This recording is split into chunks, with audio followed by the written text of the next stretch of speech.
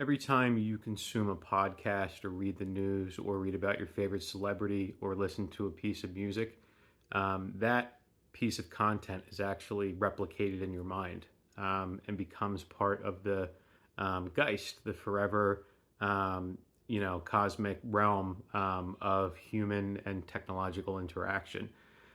So this is actually something where you want to have a red flag go off in your brain, right? When you are potentially consuming something to the point where you're embodying it. And this might be, for example, you're listening to your favorite comedian's podcast and you realize you start to have viewpoints like them. A little red flag might go off in your head and go, that's actually that comedian talking. That's not me. And then as you realize, right, that you have that different personality embedded in your head, you can actually use it for developing your own personality, right? You can, instead of having to, if you're ever looking for external validation, potentially, approval from friends, family members, or those you look up to, or just those in the circle sphere, you can actually run it by your internal projection of that individual in your own head and see what their response would be. You have to be very careful in doing that because you might have some individuality in your projection of that individual in your head. So you have to further try to disseminate what would I be saying, and what would that person be saying. And as you kind of reflect on that, you might come to a more synergized type of answer or direction that you're trying to go to. And that's simply what I would just call realization. You're having a moment of realizing something that brings on a dopamine hit, a positive reinforcement, and allows you to keep going. And it's better than getting trapped. Like if you have a thought and you want to share it, at least sharing it among the different role models in your head, you're at least playing out a scenario to see if it would be effective in the social sphere. It's better than just having it die with the first person and not going anywhere else. Then there's no chance for fractalization or experimentation with the idea. It dies on the spot. So another thing to be cognizant of too is that these people that have millions and billions of social media followings are really dominant personalities that are reproducing in the memification sphere.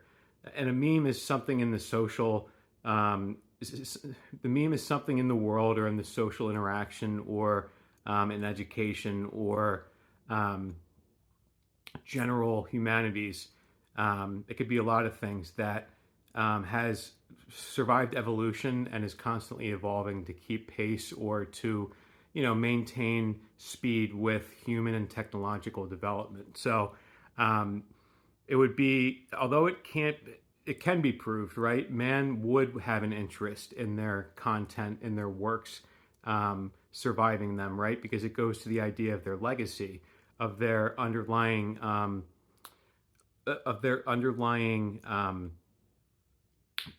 structure that survives them after they die. So as an individual, you want to say, do I want to be a receptacle to this, where I am merely reproducing for this influencer, where I'm reproducing for this celebrity or this authoritarian figure, or do I want to independently create something myself and put that into the Geist and see further development of self? And I think in that pursuit of turning away from the domineering forces in the Geist, right? All the comedians, all the politicians, all the actors, all the influencers, and turning to yourself, you actually give yourself the opportunity to replicate and reproduce within your own mind and create your own legacy, create something that is more long-standing. And you can do this by simply, creating your own content, engaging in conversation with someone else. Potentially you could do it with journaling, or you could definitely do it with journaling and creating music and just a lot of different outlets.